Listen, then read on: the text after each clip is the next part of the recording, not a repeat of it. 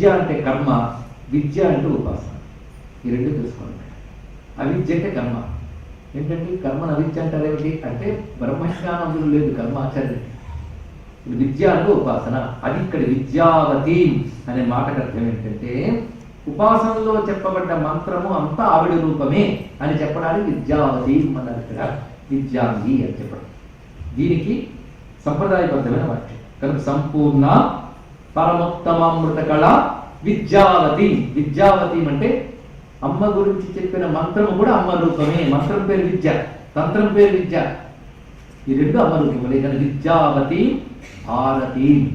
సరస్వతి వేరు కదా, మన లలిత వేరు కదా అంటే ఆ మాట ఇప్పుడు ఉండదు. సరస్వతి భారతి అన్న ఒకే శక్తి యొక్క పేరు. భారతి అనే మాటకు అర్థం ఏంటంటే యజ్ఞస్వరూపిణి. ఇది రహస్యమైన మాట. ఎందుకంటే వైదిక అర్థాలు తీసుకోవాలి, డిక్షనరీ మీనింగ్స్ కాకుండా వైదిక అర్థం.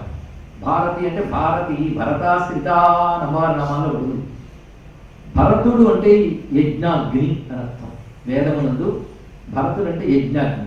హవిస్సుల్ని భరించి దేవతలకు ఆనందం కలిగిస్తాడు కనుక భరత్వ రమణత్వాత్ భరత, ఇది నిర్వచనం.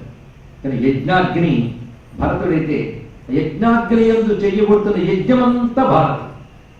యజ్ఞం లేకపోతే యజ్ఞాగ్ని ఏంటండి? ఈ మాట మనకి మహాభారతంలో తాక్షుడు అనేటువంటి ఒక చక్రవర్తికి ఉపాసనా ఫలంగా అమ్మవారు ప్రత్యక్షమవుతారు సరస్వతిదేవి. ఆవిడ చెప్తుంది నేను యజ్ఞస్వరూపిణి, ఎవడెవడు ఏ యజ్ఞాలు చేస్తున్నాడో గమనించి వాటికి తగ్గ ఫలాలను ఇచ్చేదాన్ని నేను అని సరస్వతి గీత అంటూ భారతంలో అరణ్య పర్వంలో కనబడుతుంది. అందుకు భారతి అంటే యజ్ఞ రూపిణి. మనకి యజ్ఞప్రియ, యజ్ఞరూప, సర్వాంతర్యామి గుర్తుండగా లలితా శాస్త్రంలో యజ్ఞప్రియ అనే నామం ఉంది. యజ్ఞస్వరూపుడు అమ్మవారు. యజ్ఞము ద్వారా తెలియబడేది యజ్ఞం అమ్మవారి రూపం. యజ్ఞముల్లో మంత్రం వాడతాం, జ్ఞానం ఉంటుంది. ఆ యజ్ఞానికి సంబంధించిన సర్వ విధమైన శక్తి అమ్మవారు. అది విద్యావతి భారతి అంటే విద్యావతి అంటే మంత్రస్వరూపిణి, ఉపాసనా స్వరూపిణి. భారతి అంటే యజ్ఞస్వరూపిణి. అదేవిధంగా సంపూర్ణ అంటే జ్ఞానస్వరూపిణి. వేదములు 3 కాండలు ఉంటాయి, కర్మకాండ, ఉపాసనాకాండ, జ్ఞానకాండ. ఆ 3 అమ్మరూపములే. అందుకే ఇక్కడ భారతీ అన్నప్పుడు యజ్ఞరూపిణిగా కర్మకాండ స్వరూపాన్ని చెప్పారు, విద్యావతి అన్నప్పుడు ఉపాసనా స్వరూపాన్ని చెప్పారు, సంపూర్ణం పూర్ణతరాం అన్నప్పుడు ఉపనిషత్ కాండ జ్ఞానకాండలో చెప్పబడుతుందని చెప్పారు.